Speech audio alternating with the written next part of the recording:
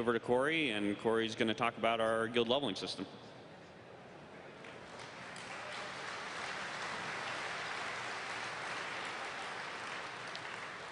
Hey guys. So we're going to cover a bunch of topics here. Here's a quick overview of what we're going to get into. We'll talk about the levels and the talents, get into the professions, our concept of a looking for guild system, achievements, and then a couple of general features at the end. So we'll start off with the leveling concept. The pitch behind the idea of doing a guild leveling system is to really make people feel like it feels valuable to be in a guild. And people that aren't in a guild, we really want them to feel like they want to be in a guild.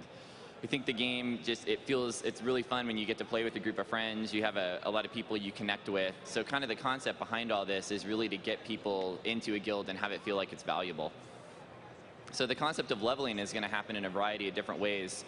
Basically, there's a ton of different things that you can do, and all of these things will actually end up giving you basically guild experience. And we're planning to let you currently level up through 20 levels of guild leveling. That number might still change a little bit, but that's what we feel like feels good right now. So here's a couple different ways, like leveling in general. Any player in your guild gains a level. That adds to experience. Reputation ranks. Killing a boss in any raid or any dungeon. Rated battleground wins, as Tom mentioned. Also arena wins. Even things like profession ranks that don't necessarily involve combat, but they're definitely helping the guild out overall, so we want them to contribute.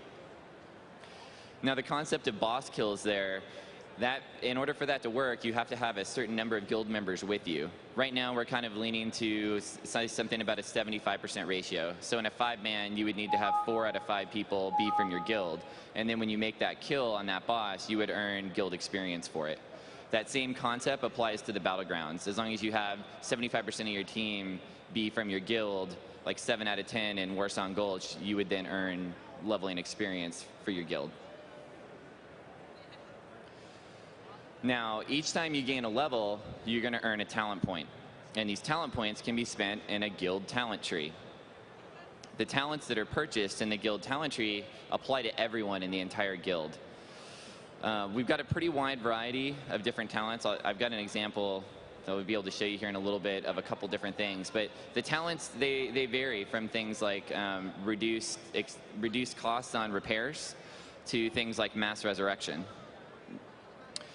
And the concept of how this works is we take the top 20 earners per day from the guild. And the reason we do that is because we want this system to be able to scale between a small guild that might say only have maybe 30 people, all the way up to a guild that might have 500 people. So we do this by taking the top 20 earners every day. And that'll be actually displayed to everyone else in the guild. So if you're a guy out there that's putting in a lot of contribution, everyone in the guild's going to know that you're one of those top earners.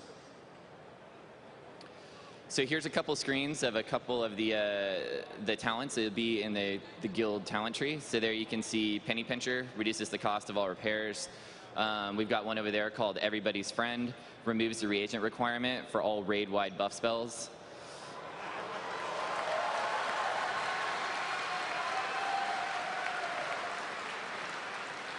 Figured you'd like that one, for sure.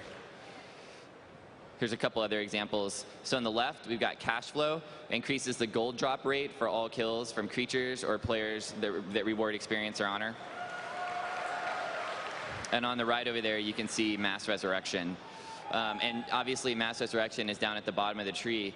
And we want this tree to feel just like any other talent tree would feel. We want you to have the decisions to be meaningful. We want you to pick these talents because you feel like they're really good for your guild specifically. The whole goal here is to create diversity among the guilds. You might be a guild that chooses to go all the way down and get mass resurrection there, but you don't see the talent right next to it is raid summon, which allows you to summon your whole raid to you at one time instantly. Now that might be something you might want instead.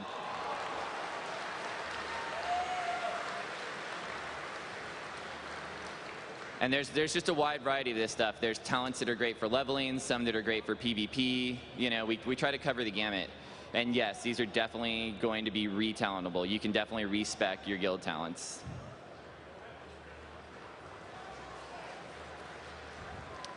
So there's a second concept that goes along with this. As you're earning guild experience, we're basically going to convert that experience and right away when you earn it into guild currency.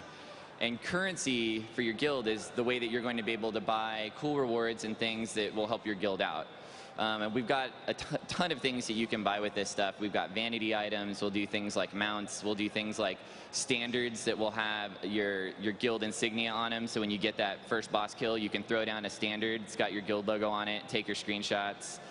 We'll have things like mounts that'll have flags from your guild, a variety of stuff. Guild currency will be used to pay for your talent respecs, for example. So if you want to respec your guild quite a lot, you're going to have to be earning enough experience to get that currency to do it.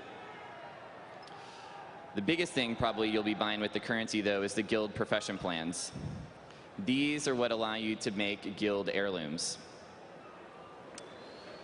Now, guild heirlooms are going to be able to be built by any people that have that profession in your guild. So the way this is going to work is you'll buy the plan for the guild, and it'll actually show up on a skill vendor. The same way you would go to the blacksmith skill trainer and you would buy a recipe from him. Anyone in your guild that has the required profession rank to actually use it can go to this guy, buy the plan, and learn it right away.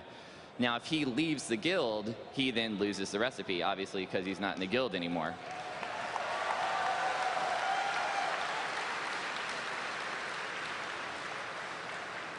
So the kind of picture, I think you're kind of catching on. The idea is we really want people to feel like it's valuable to be in the guild, and you want to stay in the guild. You don't want to bounce around necessarily as much because you're getting these great benefits from being here, which really makes you want to have a great guild.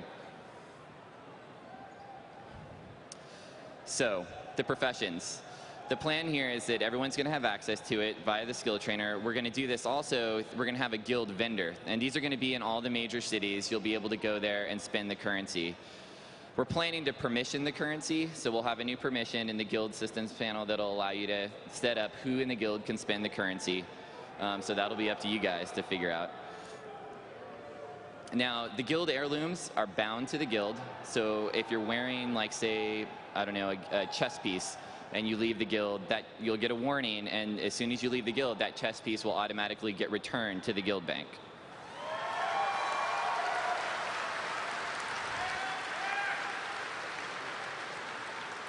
So no more, working up to that item that you guys have been trying to get to for a long time, and then the guy takes it and then bounces and leaves the guild. Now those items will go back and stay with you.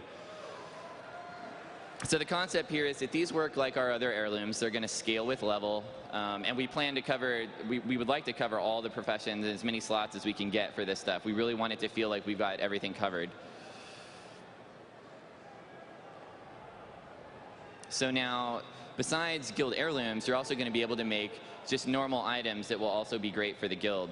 And you'll buy these as plans the same way, but they might not make heirlooms. They might make things like, say, potions or elixirs, things that you can use during raids.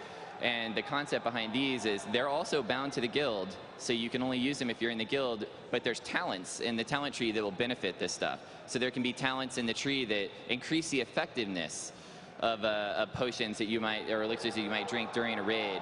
And so you get those benefits by staying in the raid, in the guild.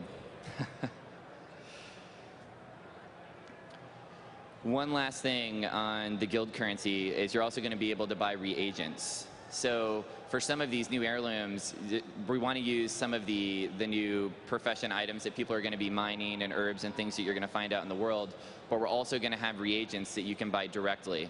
And that's another way that you can spend that guild currency. So instead of maybe having to use a frost lotus for every pot you make, you might be able to buy a guild reagent and use that instead.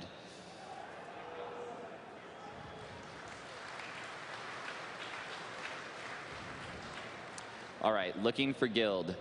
This is something that we've wanted to do for a while. We really wanted to find a way for those players that want to get into a guild to have that be easier, but also come up with a great way for guild leaders